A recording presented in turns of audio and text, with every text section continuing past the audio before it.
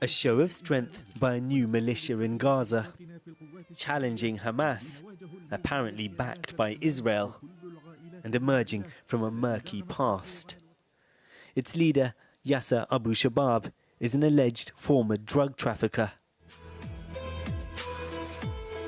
Now he and up to 300 men are openly working with the new, much criticised aid distribution scheme backed by Israel and the US, helping, his media team say, load supplies and secure their entry to Gaza.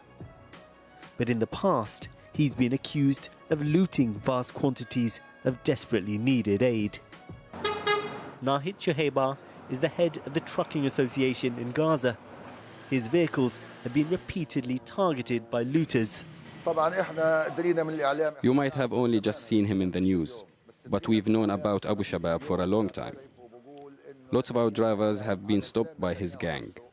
If the driver tries to escape, they shoot at his tires or at him, or they beat him. He once took 100 trucks in a single day. All our drivers have encountered him.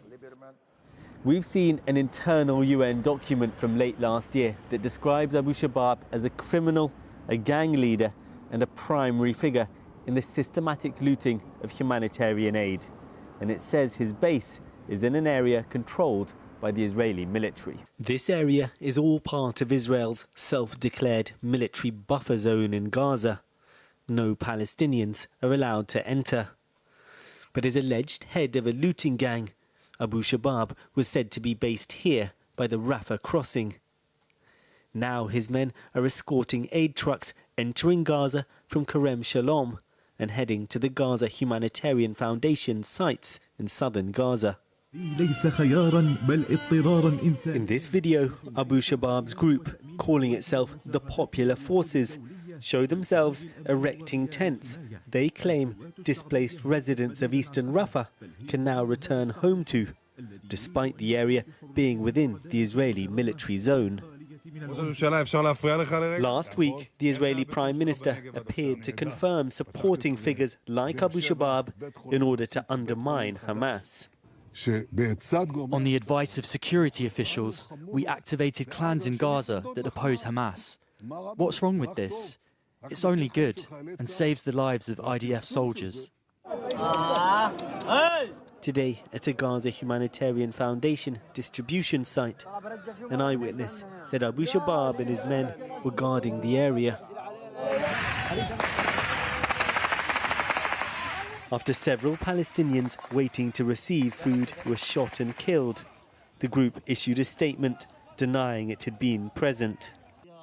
Up until recently, it was the UN that was bringing in most humanitarian aid to Gaza. Sam Rose played a key role in overseeing it. What do you make of the fact that this man, Abu Shabab, alleged to have been a leading figure in the looting of aid, is now being given a role supposedly securing it? Oh, there's a total irony that the one entity that we know and is on the record for having been involved in looting is now the entity that's been put in charge of managing the security around the looting. But look, this is part of a much bigger irony in that the entity, in this case the government of Israel, that's been responsible for blocking the supplies of aid coming into Gaza is now the entity that is supposed to be the one to guarantee that supply. Last month, Hamas released footage of the group targeting Abu Shabab's men. They insist they're helping protect local residents and deny collaborating with Israeli forces, but that doesn't seem possible.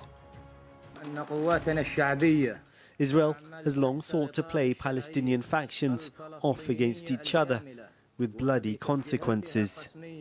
Another dark chapter now looks to be unfolding.